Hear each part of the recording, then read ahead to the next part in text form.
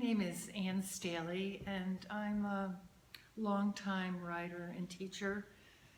I've been in the Valley for about 40 years, in the Willamette Valley.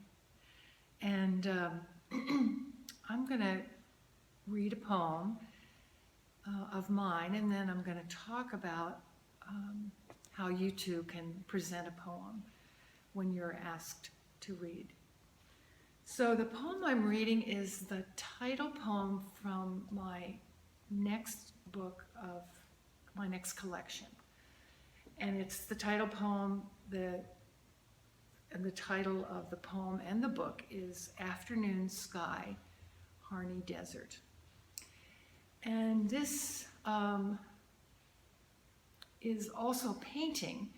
And years ago in the Portland Art Gallery, I picked up a copy of this painting of Eastern Oregon with grasses and the mountains in the background, and I just always loved it. And it was a painting done by a Frenchman who came over to the United States and was taken out into Harney County, which is very far in Eastern Oregon. And I carried this postcard around with me for a long time, and then finally I just wrote a poem about it.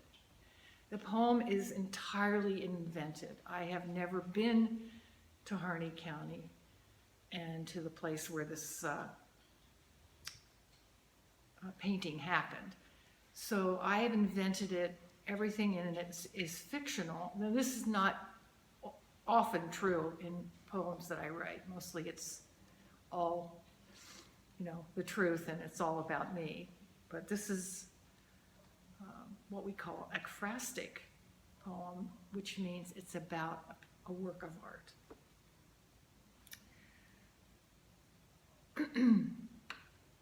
Afternoon Sky, Harney Desert, from a painting by Frederick Childa Hassam. Highway 26 out of Heppner, driving east, driving south, cross the county line near the airstrip and the old quarry, sun behind you glinting in the rear view. Who lives out here, you wonder, and listen to Dylan and thank God for bottled water. Drive past the signs for the lakes, Nordell, sheep, clusters, past Moon Reservoir and the Double D Road, your brother had said, and you do. Twilight now, and the lights of Burns shine like stars you want to get to know. At the Steens Highway, you head south and east again, like the Union Pacific, like Crane Creek. At dusk, you know you're all alone. New Princeton deserted decades before the automobile. And you remember that he'd laughed, advising, no state or county maps will help. In the darkness, you drive with the animal instinct for water, for the safety of high ground. Virginia Valley, one lane, gravel on somebody's map, and it doglegs onto Anderson after about 10 minutes of ruts and jolts. Dylan has long since stopped his caterwaul, and all you hear now is the sound of the car as it moves through chill air, darkness, snub end of a long day.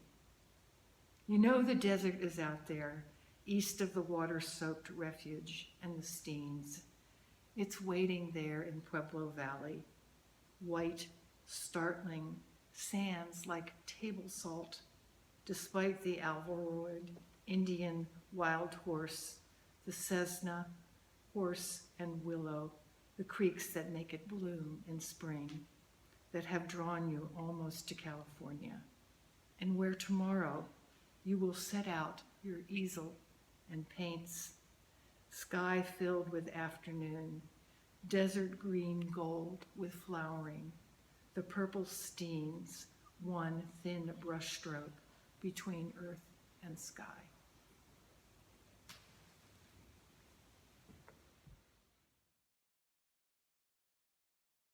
I'm looking at some questions that I'd like you to think about And this could be part of what you say as you introduce your poem.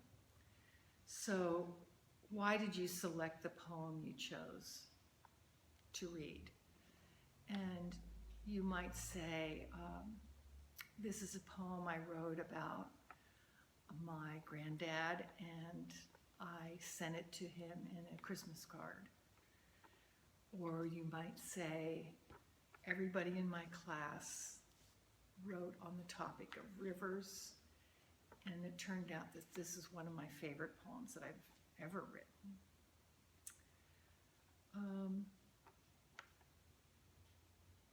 The number one tip for a beginner to read a poem out loud is to practice, and to practice hearing your own voice in a room.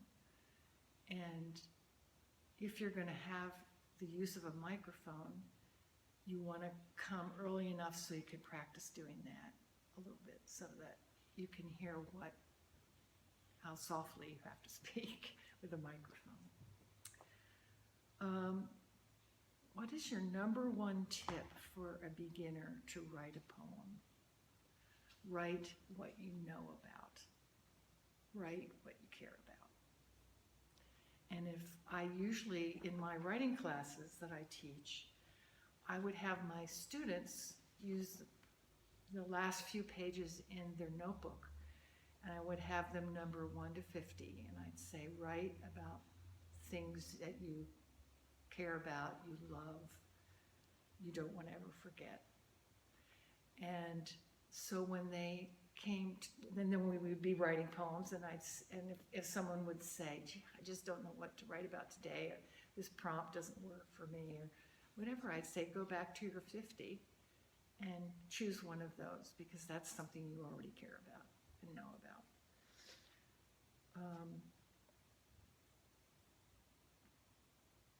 What's my favorite poem? Or who is my favorite poet and why? Boy, I have a lot of favorite poets. But one of my favorite poems, it comes from the Bible, and it's 1 Corinthians 6, 1 to 13 or something, and it's a beautiful love poem.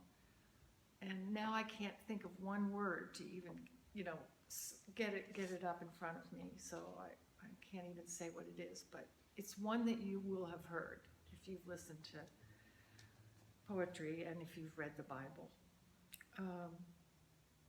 My favorite poet who is dead is Emily Dickinson. She was our first contemporary poet. She uses dashes all over the place. She capitalized words that you don't capitalize. And her poems are just simply exquisite. And current day poets, I very much like Billy Collins, who is so funny. I went to a reading that he did in Portland, and the audience laughed out loud for an hour and a half. Everything he said was hilarious.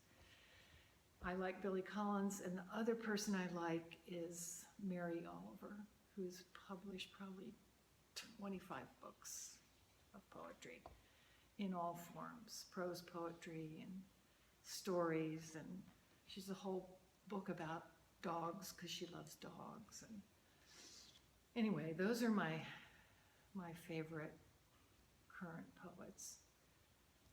And there's some really wonderful writers in the Corvallis area. I mean, just Corvallis is an amazing place for writers of all kind, not just poetry, fiction and nonfiction. And so go to your grassroots bookstore and look around and ask for the Oregon Poets section and have a look. Thank you.